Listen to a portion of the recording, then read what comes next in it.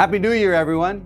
I hope the holiday season treated you well and you're ready for a big year in commercial real estate. This week, I'll highlight 3 reasons the commercial real estate investment market should revive this year. Of course, everyone who's active in the commercial real estate market is well aware that transaction activity slumped last year. Depending on how you measure it, sales were down by 20 to 25% compared to the average number of transactions between 2014 and 2019. I use those years as a baseline because commercial real estate sales activity was pretty consistent over that span. But I anticipate we'll see a recovery in 2024. Maybe not to the levels we saw in 2021 or 2022, which were abnormally active, but certainly moving back into alignment with where we were before the pandemic. The first reason I believe commercial real estate activity will revive is because the economy has proven to be more resilient than many expected. The consensus baseline economic forecast now calls for a soft landing, with comparatively low recession risk in most predictions. We're on the backside of the inflation curve, with virtually all key inflation measurements showing significant declines since they peaked in mid-2022. In addition, job creation remains positive, but it has slowed steadily over the course of the last year. That trend aligns well with the soft landing scenario.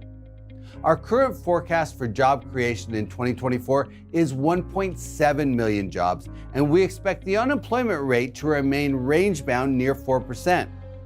On top of that, a variety of other indicators remain modestly positive, including inflation-adjusted core retail sales, service industry metrics, consumer sentiment, and corporate profits.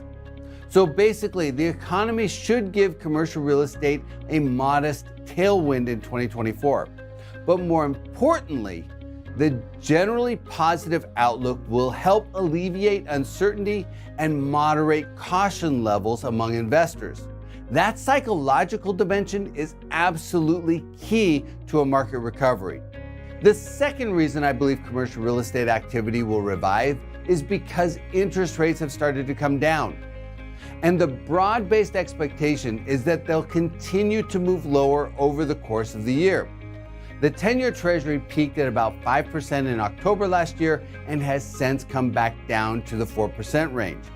And at the Federal Reserve's meeting in December, Chairman Powell suggested rate reductions could begin this year even before inflation reaches the Fed's 2% inflation target. At present, Wall Street has placed a 60% likelihood that the Fed will reduce rates by 25 basis points to 5% in March. By June, there's a 50% likelihood the overnight rate will be reduced to 4.5%. By September, Wall Street is placing 80% odds of rates being 4.25% or lower. And by December, Wall Street believes the Fed funds rate has an 85% likelihood of being 4% or lower. Now remember, those probabilities change by the day, sometimes by the hour, or even by the minute, so they're not set in stone. But they do give a good general perspective on where Wall Street investors are putting their money based on the current outlook. As the cost of debt capital comes down, it will help close the buyer-seller expectation gap, supporting investment activity. And unlike in 2022 and 2023, when rising rates were derailing deals, falling rates could bolster deal flow. The third positive force supporting commercial real estate investment activity is the sheer volume of capital that's waiting to be placed. Approximately $240 billion of capital targeting commercial real estate is awaiting entry to the market.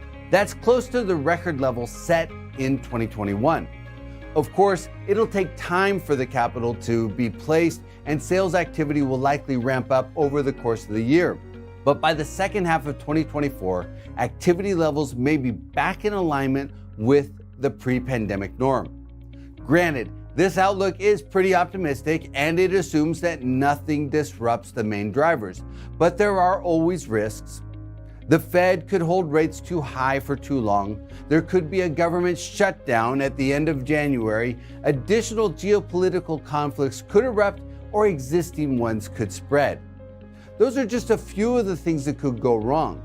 But for now, it looks like we've cleared most of the hurdles that disrupted the market last year, and the investment climate is improving.